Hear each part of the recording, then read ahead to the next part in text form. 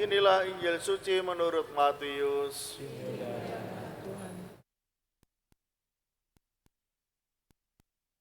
Sekali peristiwa, Yesus menyampaikan suatu perumpamaan lain lagi kepada orang banyak. Katanya, hal kerajaan surga itu seumpama orang yang menaburkan benih baik di ladangnya. Tetapi pada waktu semua orang tidur, datanglah musuhnya menyebarkan lalang di antara gandum itu, lalu pergi. Ketika gandum itu tumbuh dan mulai berbulir, tampaklah juga lalang itu. Lalu datanglah hamba-hamba pemilik ladang itu dan berkata kepadanya, Tuan, bukankah benih baik yang Tuan taburkan di ladang Tuan? Dari manakah lalang itu?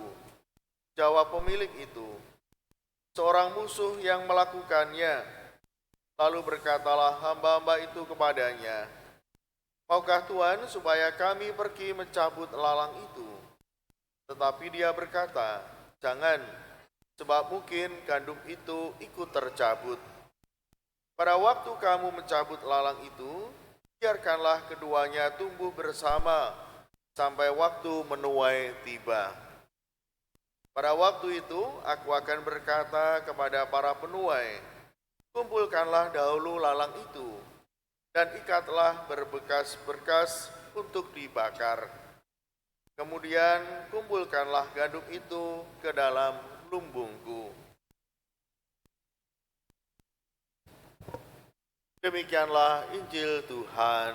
Terpujilah Kristus. Ibu, bapak, saudara-saudari, Tuhan Yesus juga mempunyai banyak perumpamaan untuk mengajar banyak orang. Perumpamaan yang baru saja kita dengar, yang ditulis oleh Santo Matius adalah perumpamaan tentang gandum dan lalang. Ada seorang petani yang menanam gandum, tapi kemudian ada orang yang berbuat jahat, ya. Dia juga menebar benih lalang di antara gandum itu. Kemudian keduanya tumbuh bersama.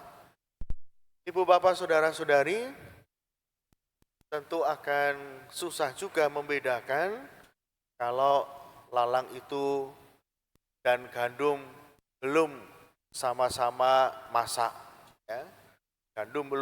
Pohon gandum belum menghasilkan biji gandum, dan pohon lalang juga belum tampak besar. Dan percuma, karena nanti kalau dihilangkan juga akan mengganggu gandum. Bahkan mungkin pohon gandumnya yang akan berbuah justru malah rusak. Ibu, bapak, saudara-saudari, sebenarnya ketika pemilik ini membiarkan tanaman ini sama-sama tumbuh untuk menggambarkan bahwa kasih Allah itu begitu luar biasa. Allah memberi kesempatan kepada tanaman-tanaman itu untuk tumbuh. Meskipun lalang itu pengganggu. Ya. Ibu, bapak, saudara-saudari, kalau kita ditanya, kita itu lalang atau gandum? Apakah Bapak Ibu bisa menjawab dengan tegas bahwa saya adalah gandum? Ya. Saya adalah pohon gandum atau tanaman gandum. Atau dengan tegas juga bisa mengatakan saya bukan lalang, saya bukan ilalang. Bisa jadi kita masih ragu-ragu, ya. Kalau gandum, yang membedakan adalah bahwa dia akan menghasilkan, ya, biji-biji gandum. Dan yang paling mudah untuk membedakannya adalah ketika tanaman gandum ini bijinya sangat banyak, ya, buahnya banyak. Baru kelihatan dengan jelas bahwa dia itu tanaman gandum. Kalau hanya subur saja, mungkin tumbuh dengan tinggi, tanpa ada buahnya, orang juga bisa membedakan. Tapi untuk apa tanaman gandum tumbuh tinggi, tumbuh besar tanpa ada buahnya. Ibu bapak saudara-saudari dan anak-anak yang dikasihi Tuhan, tentu kita tidak mudah untuk mengatakan bahwa kita ini gandum. Ya.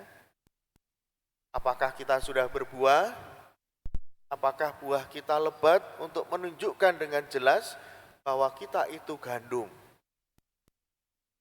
Bisa jadi kita belum berbuat apa-apa, ya, seperti lalang, tidak ada panenannya, sehingga hanya hidup begitu saja, tanpa ada artinya, tanpa berbuah, tanpa ada kontribusi bagi lingkungan, bagi orang lain.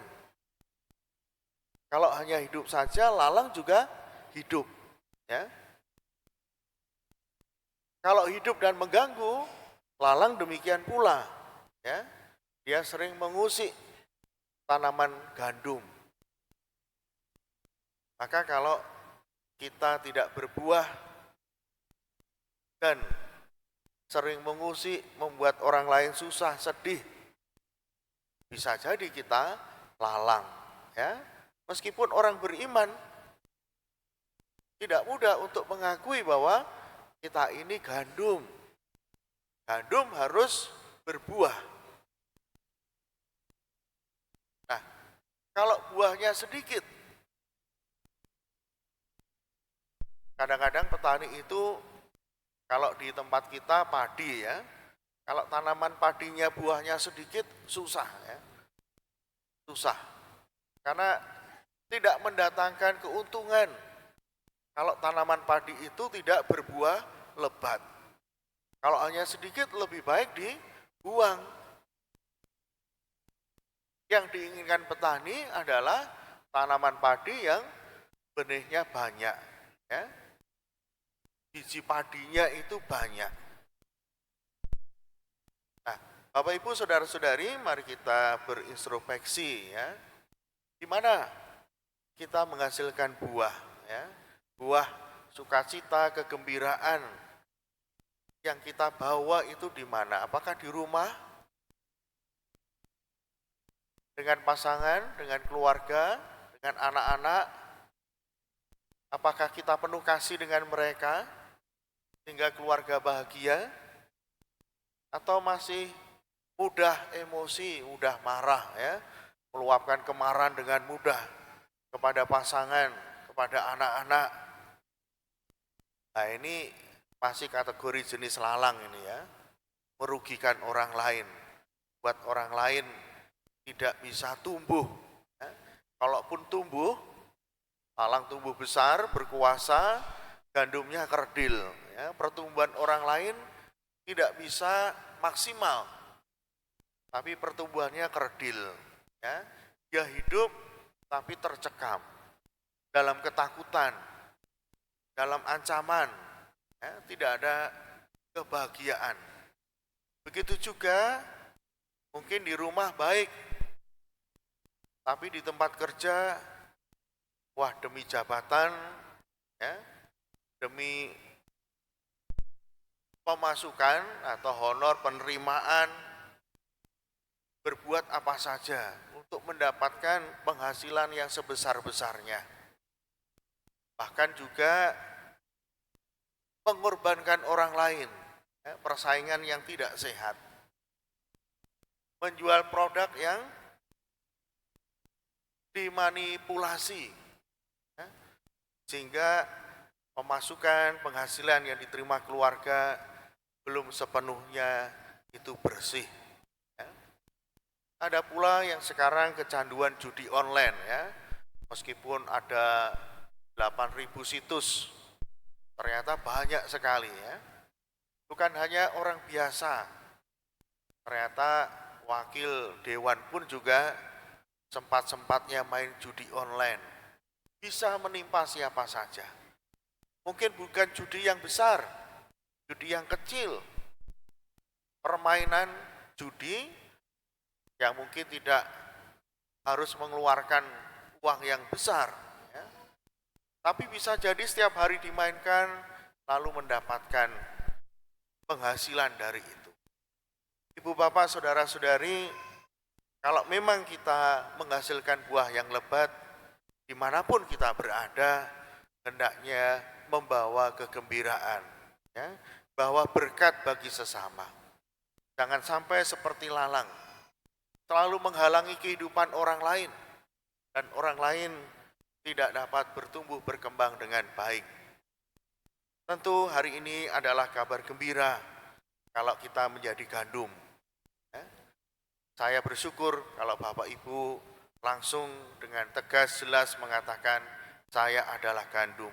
Dan itu sudah dibuktikan di mana Bapak Ibu hadir membawa berkat kegembiraan sukacita. Semua orang senang, dirindukan, bahkan didoakan panjang umur. Beda kalau orang yang tidak disukai, ya, didoakan umurnya pendek, didoakan ketimpa musibah dan lain sebagainya. Orang yang baik selalu diharapkan hidupnya panjang, kesehatannya baik, dan juga berkatnya kepada orang lain juga semakin berlimpah. Ibu bapak saudara-saudari, mari kita pada kesempatan ini juga diminta, ya, untuk mendoakan para lansia. Mungkin kita sudah tidak punya kakek atau nenek, mungkin sudah tidak punya orang tua, tapi bisa mengunjungi, ya, mengunjungi para lansia, terutama mereka yang hidup sendiri, mereka yang sakit di rumah, mereka yang mungkin sedang menghadapi permasalahan karena penyakit, karena finansial, dan lain sebagainya. Tidak semua beruntung dalam usia lanjutnya. Ada banyak yang kesepian, ada banyak yang menghadapi permasalahan, baik dengan anak-anak, ya, juga dengan penyakit, dengan finansial mereka, dan lain sebagainya. Maka kita perlu mendoakan, dan Paus bahkan mengajak kita untuk mengunjungi mereka. Bukan hanya keluarga, tapi mungkin warga, tetangga, dan juga orang-orang yang sudah lama tidak bertemu. Dan juga jangan dilupakan para biarawan-biarawati, ya. Dulu mereka berkarya di tengah-tengah umat, banyak mendapat perhatian. Tapi ketika usia lanjut, mereka masuk rumah jompo, tidak lagi diingat. Ya, saya berterima kasih ada keluarga-keluarga, pribadi-pribadi yang tetap setia memperhatikan mereka. Dan itu perhatian yang sungguh memberikan semangat hidup, semangat sukacita.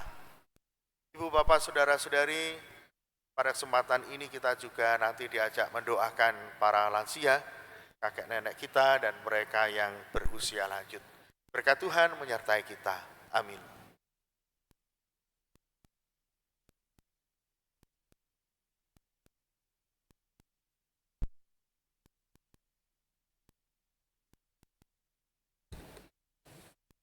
Mari kita perbarui syahadat iman kita. Aku percayakan Allah, Bapa yang Maha Kuasa,